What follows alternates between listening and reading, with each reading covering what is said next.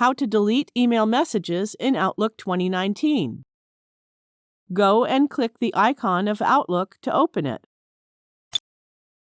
If you want to delete email from Outlook 2019, you can easily do so. However, if you use POP, the email is removed from your Outlook 2019 email client but remains on your mail server.